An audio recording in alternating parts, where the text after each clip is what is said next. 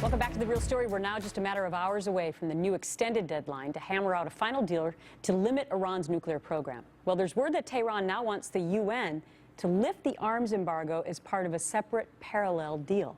Meantime, Secretary of State John Kerry says negotiations on Iran's nukes could go either way because hard choices need to be made. But GOP presidential candidate Governor Chris Christie, well, he would like our president to take a tougher stand.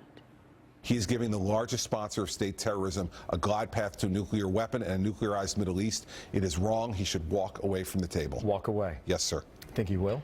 No. So he does a deal? I think he does because he cares more about his legacy than anything else at this point. He cares about the two L's, Bill, legacy and library. That's all he cares about now. Joining me now, Gillian Turner, Fox News contributor, former White House National Security Council staff under both Presidents Bush and President Obama. Great to see you back on The Real Story, Gillian. So do you agree with Chris Christie? Is this about legacy and libraries, or is there something else going on? Well, it's legacy, but more than that.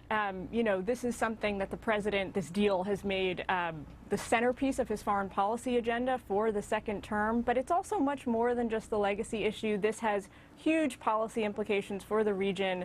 The president is well aware of that. His sort of ultimate goal here is to bring Iran into the fold of the international community, try and make them a responsible and disciplined participant in world affairs. Yeah, but how do you do that?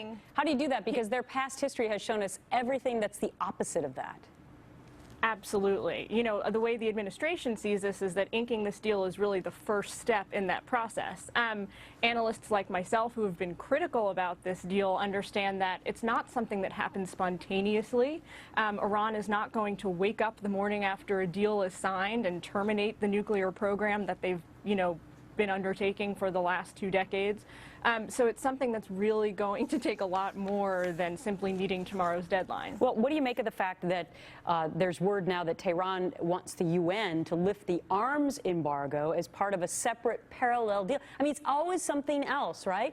I mean, you had the Ayatollah saying, well, we're not going to let anybody in to inspect anything after you just got done with the foreign minister saying, yeah, they might do that. And so now they're asking for yet another deal, and we're hours away from a deadline. That's been the MO of the Iranian regime from the get-go, from when we first entered these negotiations.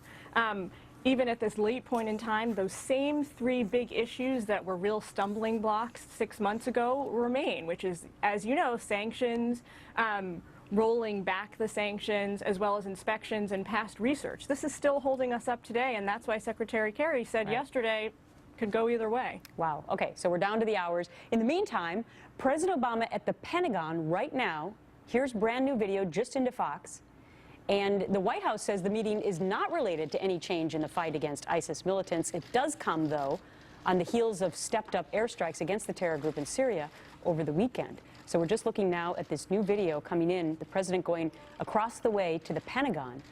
So what do you make of this, Gillian? I mean, is this going to come out? Is he going to come out and have a whole new strategy against ISIS, or is this just some run-of-the-mill meeting?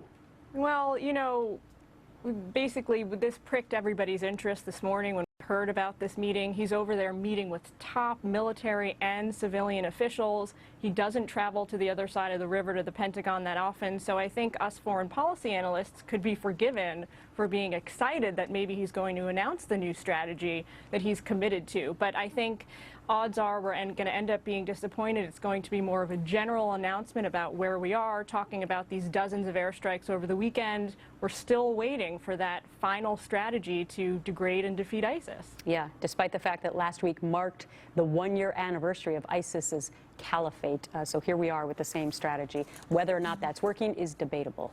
Gillian Turner, thanks so much.